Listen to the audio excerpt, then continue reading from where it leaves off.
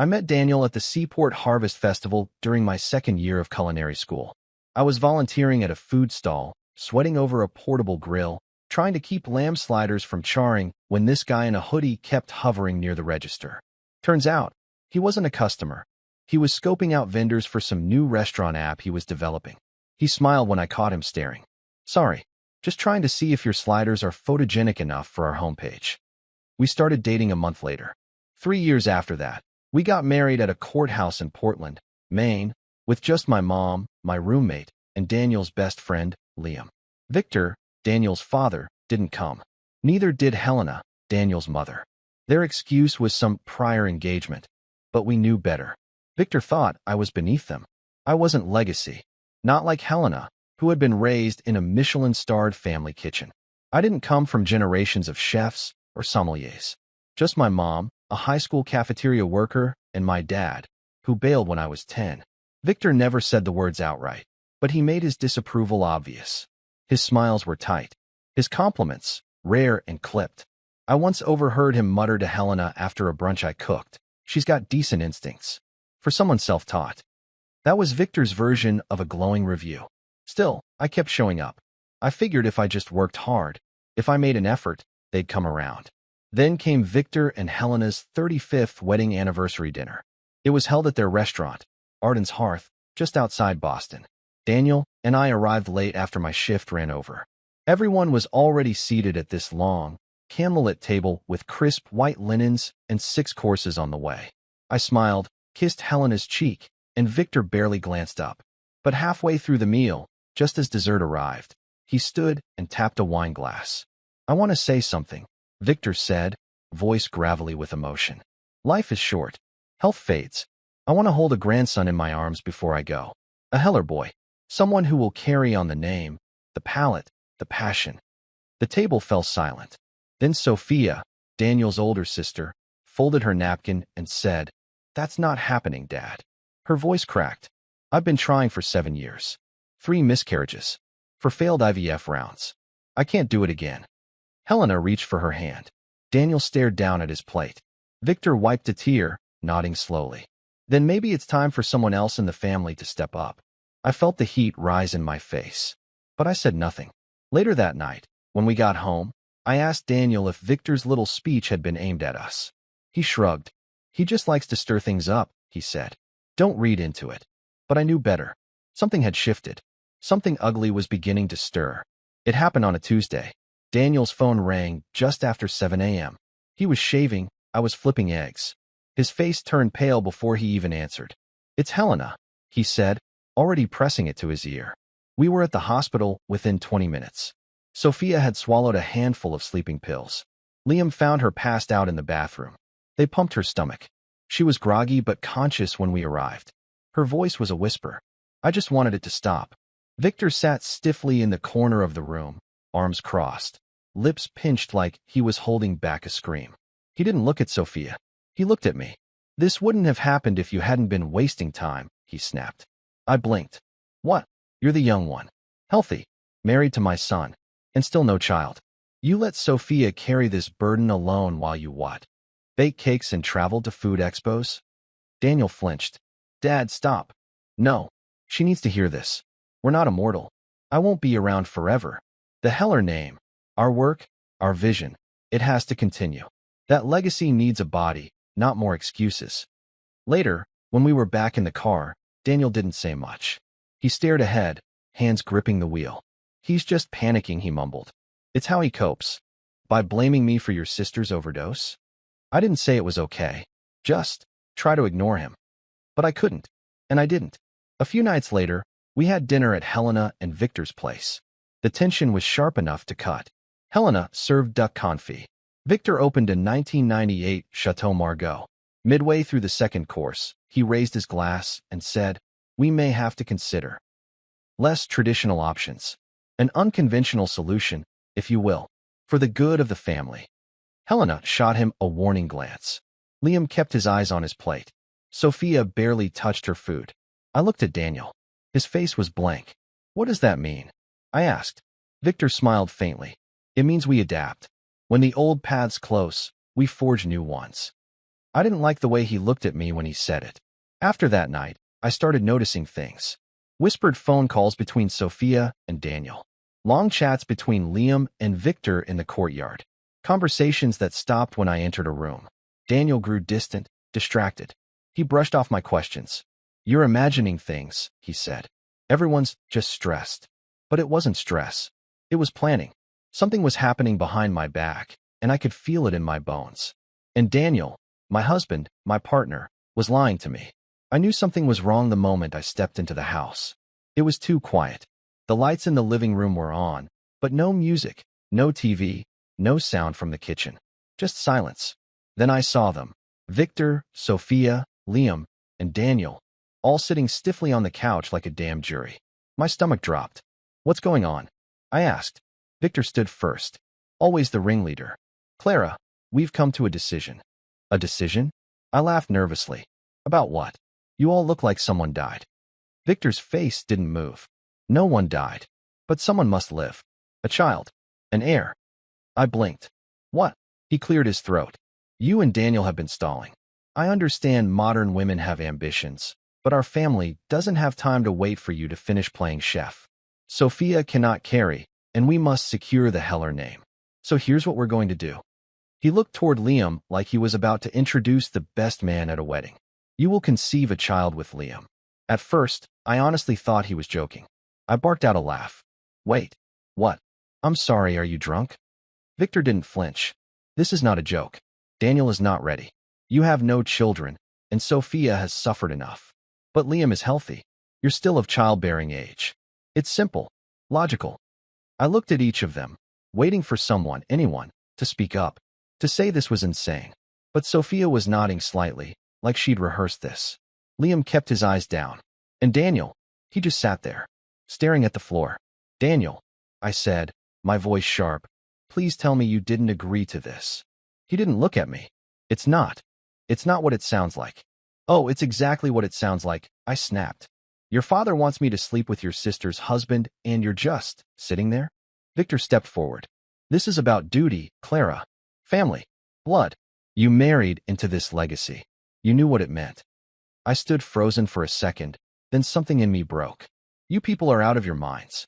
Victor raised his voice. "Do not be emotional. You're being selfish." "No," I said, grabbing my purse. "I'm being sane." Daniel still didn't move. I shook my head. "You just sat there. You let him say that. You let them say that." Victor called after me as I walked out the front door. But no one followed. Not even Daniel. Daniel didn't come home that night. When he walked through the door the next morning, he looked wrecked. Same clothes. No sleep. Eyes bloodshot. He dropped his keys in the bowl like nothing had happened. "You stayed at your father's?" I asked flatly. He nodded. He wanted to explain things better. Calm everyone down. I crossed my arms. "And did he? Did he explain why I'm supposed to carry Liam's baby like it's a group project?" Daniel flinched. "He's desperate, Clara. He's losing control. It's not like he really expects you to say yes." "Oh, doesn't he?" I scoffed. Because no one else in that room seemed surprised. Sophia looked proud. Liam couldn't even make eye contact. "And you just sat there." I froze. "Okay," he snapped. It was insane. I didn't know what to say. "Then you say no, Daniel. That's what you say when someone offers up your wife like cattle." He ran a hand through his hair. "You're twisting it." "No. I'm finally seeing it clearly. Your dad's insane, and your family's going along with it. And you're too scared to push back." That's when the calls started. Victor, 3 times in one afternoon. Then again the next morning. When Daniel didn't answer, the voicemail came through loud enough to hear from across the kitchen. "You need to get your wife in line, son. This resistance is an embarrassment. We are talking about the future of our name." I stared at the phone like it had just spit poison. Daniel reached to turn it off, but I was already backing away. "You really think you can live between two worlds forever? Letting him dictate everything while pretending we're equals?" He looked at me, pleading. "I'm trying to keep the peace." "There is no peace," I said, voice shaking. "There's just me, being told I'm not enough unless I give you a child right now. Or worse, give it to someone else." That night, I packed a bag and drove to Julia's place. She answered in pajamas, holding a wine glass, and pulled me into a hug before I said a word. When I told her everything, she didn't blink. "That's not family," she said. That's a cult with better cookware. I laughed, then cried. And for the first time, I let myself say it out loud. I'm not going back. And I meant it. But Daniel and his family weren't done yet. The house was too quiet. I called Daniel's name as I dropped my keys in the bowl, but no answer came back. The living room was spotless, almost staged. Throw pillows perfectly placed, no shoes at the door, no jacket on the hook where he usually left it. That's when I saw the envelope on the dining table. Just my name on the front in Daniel's handwriting. No love, no Clara. Just 5 stark letters. I sat down before I opened it, already feeling my chest tighten.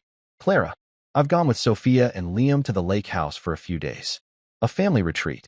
There's something we've all agreed is necessary, and I hope with time you'll understand. Sophia still wants a child, and after everything, Liam has stepped forward. With her blessing, I believe this is the only way. Please don't be angry. This isn't a betrayal. It's for the family's sake. I know it's hard now, but one day, maybe you'll see we were right. I stared at the paper until the words blurred. This isn't a betrayal. I laughed, short and hollow. Then I cried. I don't know how long I sat there.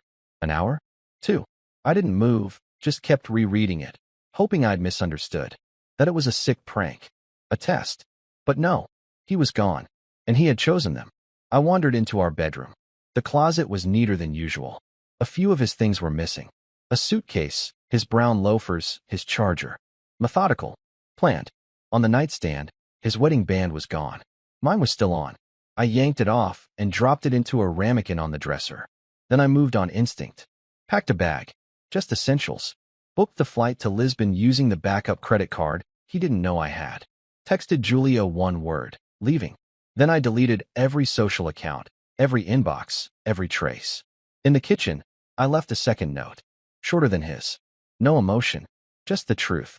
Find your heir without me. I placed my ring on top of it. A simple gold band that once felt like a promise. Before I left, I stood by the front door and looked around one last time. The wedding photo on the hallway wall. The herb garden I'd started by the window. His favorite coffee beans on the counter. None of it meant anything now. I didn't cry again. Not in the Uber. Not at the airport. Not during the red-eye flight as I watched the sunrise over the Atlantic. By the time the wheels hit the tarmac in Lisbon, my sadness had cooled into something sharper. Resolve. He chose his legacy. I chose myself. My first week in Lisbon felt like breathing after months underwater. I stayed in the small apartment above Anna's bakery, sleeping on a mattress tucked behind shelves of extra flour and olive oil. It smelled like butter and sugar and cinnamon every morning, and for the first time in ages, I didn't wake up with a knot in my chest. Anna didn't ask questions. She just handed me an apron and said, "Start with the almond tarts. The tourists can't get enough." I worked in silence for days, rolling dough, filling trays, washing up. My muscles remembered what my heart hadn't caught up to yet. I knew how to create something beautiful with my hands, even when everything else had crumbled. Then the messages started. First an email from Victor, subject line. Thought you should know. Inside, a grainy photo of Sophia holding a positive pregnancy test, followed by, "Your absence did not stop progress. We are moving forward." I stared at it until my vision blurred, then deleted it without replying. He sent more. Ultrasound images. A smug photo of Sophia and Liam at a dinner table, her bump just visible. "The family is thriving," he wrote. "We hope you're reflecting." I blocked his email. Julia called twice before I picked up. "You left without saying goodbye," she said, her voice tight. I couldn't say it without falling apart. There was a pause. "You don't need him. You never did." "I know," I whispered. She urged me to file for divorce, said I owed it to myself to make it official. But I wasn't ready to give Daniel that closure. Silence was heavier than any signature I could put on paper. So I poured everything into work. I tested new recipes, experimented with citrus fillings, drew inspiration from the open-air markets. I started sketching layouts for a shop of my own, one with blue tile, hanging lights, and pastry cases that never ran out. At night, I walked the Alfama streets alone. Locals called out greetings. Stray cats weaved around my ankles. I felt anonymous and alive at the same time. Daniel never reached out. Not once. But that was fine. I didn't want apologies. I wanted to rebuild from the wreckage on my own terms. Little by little, the bitterness drained away. It didn't vanish overnight, but it faded like steam from a cooling tart. And in its place, something steadier began to grow. Not happiness exactly, but strength. The kind that doesn't need anyone's permission. It was almost a year to the day. I was closing up the bakery when my phone buzzed with a call from AU's number I didn't recognize. For a second, I thought about ignoring it. Then I answered. Clara. Daniel's voice. Tired. Smaller than I remembered. My breath caught, but I didn't say anything. I found your bakery online. Anna's posted about your sourdough croissants. Said they're the best in Lisbon. Still, I said nothing. I deserve that, he muttered. Look, I don't expect anything. I just needed to say I'm sorry. I finally spoke. Took you long enough. I know. There was a long pause on his end, like he wasn't sure how to begin. Victor manipulated everything. I see it now. I let him pit us against each other. I thought I was keeping the family together, but I destroyed the only part that ever actually felt like home. I stared out the bakery window at the lanterns swaying over the cobblestones. Sophia had the baby, he added. A boy. Everyone's thrilled. Victor had cigars made with the family crest on them. I didn't flinch. She looks at me like I betrayed her, he said, his voice breaking. But I didn't choose her. Or the baby. Or that nightmare of a retreat. I chose cowardice. That part, at least, was true. He kept talking. I let him. I've been in therapy. I left the restaurant group. Moved out of my parents' house. I've been living in a studio above a bookstore. Just trying to figure out who I am without them. He lifted the camera then. A video call request popped up. I hesitated, then answered. Daniel's face appeared, gaunt and gray under the warm Lisbon evening light. His hair was longer. His eyes sunken. I miss you, he whispered. I don't, I said calmly. He looked down. Love isn't obedience, Daniel. I continued.